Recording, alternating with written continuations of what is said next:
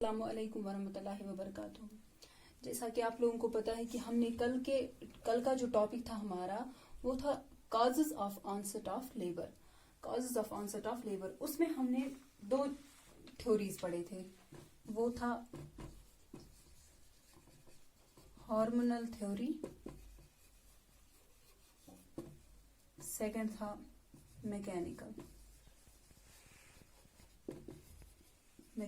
Theory. So hormonal theory में हमने पढ़ी थी, इसमें क्या पढ़ा था हमने? एस्ट्रोजन थ्योरी,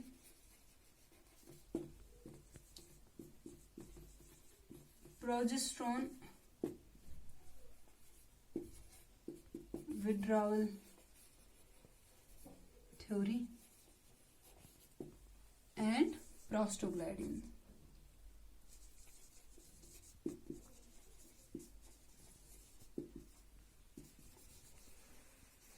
एंड फोर्थ वाला ऑक्सीटोसिन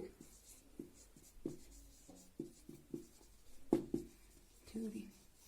और इसमें एक अभी पेंडिंग है, वो है कॉर्टिजोल थ्योरी। तो ये 5 थ्योरीज है इसके। फीटल कॉर्टिजोल थ्योरी इसका 5th वाला है, फीटल कॉर्टिजोल थ्योरी। तो हार्मोनल में हमने पढ़ा है कल oestrogen, progesterone withdrawal theory, prostaglandin theory, oxytocin theory, and आज हमें पढ़ना है फीटल कॉर्टिसोल थ्योरी।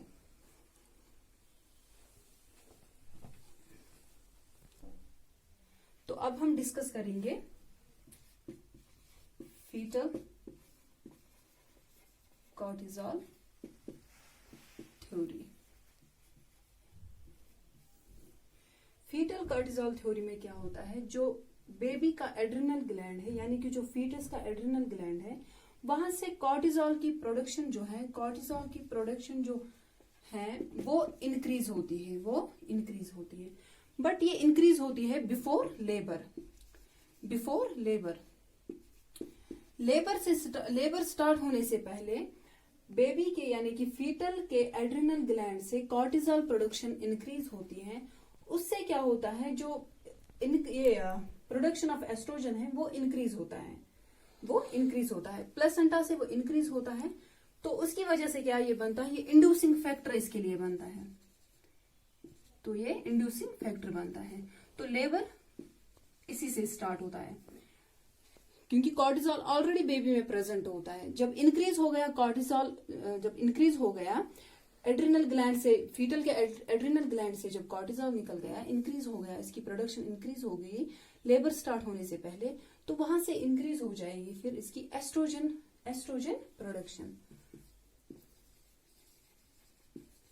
प्रोडक्शन जो है वो इंक्रीज हो जाती है। तो ये इसके लिए इंड्यूसिंग लेबर बन जाता है, ये इसके लिए इंड्यूसिंग फैक्टर बन जाता है, इंड्यूसिंग फैक्टर। तो ये थी फीटल कॉर्टिसोल थ्योरी। अब सेकंड वाली, तो अब हम स्टार्ट करेंगे मैकेनिकल थ्योरी से। मैकेनिकल थ्योरी में फर्स्ट पॉइंट है uterine distension theory. Uterine distension theory में क्या होता है, when the uterus is distended means जब यूट्रस डिस्टेंड हो जाता है, डिस्टेंड मीन्स एनलार्ज जब होता है, जब यूट्रस ऑलरेडी एनलार्ज फ्रॉम मतलब फर्स्ट मंथ से लेके 9 मंथ तक यूट्रस डिस्टेंड होता रहता है।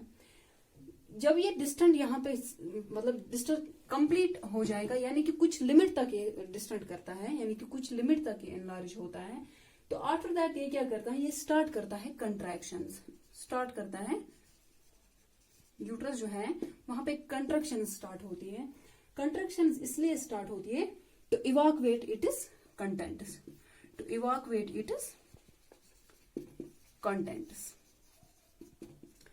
तो यूट्राइन डिस्टेंशन थ्योरी में क्या है, यूट्रस डिस्टेंट कंटिन्यूअसली होता है फ्रॉम फर्स्ट मंथ टू, यानी कि फर्स्ट ट्राइमेस्टर से लेके 9th, मतलब कंप्लीट 9th मंथ तक, यानी कि टर्म तक कंटिन्यूअसली एनलार्ज होता है।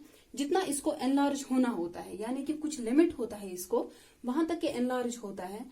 उसके बाद जब ये एनलार्ज होता है, कंप्लीट हो जाता है, तो ये कंट्रैक्शन स्टार्ट करता है। कंट्रैक्शन के बाद ये इसलिए कंट्रैक्शन स्टार्ट करता है टू इवाक्यूएट द कंटेंट्स, यानी कि जो उसको अंदर कंसेप्शंस होते हैं वो एक्सपेल आउट करने के लिए। तो इसके बाद क्या होता है, इन सम केसेस कभी कभी हम क्या देखते हैं, जो पॉलीहाइड्रोमिनस एंड मल्टीपल प्रेगनेंसी है, उसमें क्या होता है, यूट्रस ऑलरेडी बहुत डिस्टेंट होता है। यूट्रस जब डिस्टेंट होता है, मतलब अब अगर हम टर्म में देखेंगे, वहां तक up to the 9th month होता है। तो यहाँ पे क्या होता है, इन कंडीशंस में क्या होता है, यूट्रस डिस्टेंट होता है इन शॉर्टर पीरियड ऑफ टाइम। वहां पे क्या हो जाता है, प्रीटर्म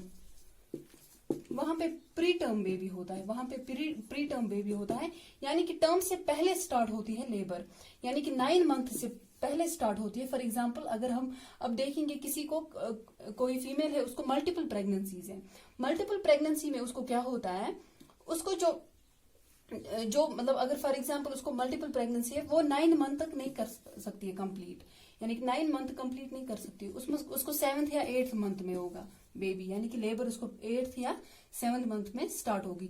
तो इट मीन्स बेबी जब वो पार्चुरेशन करेगी तो वो प्री टर्म होगा, तो वो बिफोर 9 मंथ अगर बेबी होगा तो वो प्री टर्म होगा। तो ये थी यूट्राइन डिस्टेंशन थ्योरी। तो अब सेकंड इसमें है stretch of the lower uterine segment. इसमें इस मैकेनिकल थ्योरी में फर्स्ट थी यूट्राइन डिस्टेंशन थ्योरी, सेकंड है stretch of the lower uterine segment. तो अब हमारा इसमें दूसरा है stretch of the lower uterine segment, stretch of the lower uterine segment. तो इसमें क्या होता है, लेबर के टाइम क्या होता है, यहाँ पे जो यूट्रस है वो फील करता है pressure. At the time of labour जो यूट्रस है वो फील प्रेशर करता है। वहां पे जब फील प्रेशर होगा, जो रिसेप्टर सेल्स है यूट्रस में, जो रिसेप्टर सेल्स है यूट्रस में, इन यूट्रस वो स्ट्रेच होती है। वो जब स्ट्रेच होती है, वहां पे क्या होता है, जो पैरासिम्पैथेटिक नर्वस सिस्टम है, वहां से मैसेज होती, मतलब वहां से सिग्नल्स जाती हैं फॉर पार्चुरेशन। तो वहां पे फिर पता चलता है लेबर स्टार्ट हो गई, वहां पे वो सिग्नल्स भेजते हैं for parturition. Parturition means child birth. There are 2 types of signs of onset of labor. True labor and false labor. True labor and false labor. पहले हम डिस्कस करेंगे ट्रू लेबर।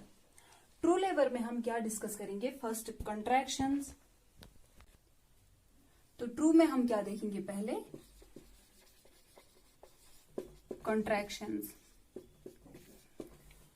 तो ये ट्रू लेबर है। ट्रू लेबर में contractions होगी पहले ही, इसमें एफेसमेंट and dilatation of the cervix, इसमें क्या होगा, प्रोग्रेसिव होगा। सर्विक्स के एफेसमेंट एंड डायलिटेशन जो है वो प्रोग्रेसिव होगी। मींस यानी कि जो कंट्रैक्शंस है, contractions of true labour produce progressive dilatation and effacement of the cervix. Dilatation and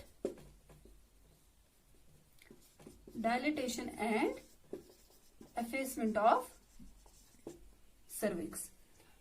दूसरा पॉइंट हम क्या देखेंगे, जो कंट्रैक्शन है वो रेगुलर होगी।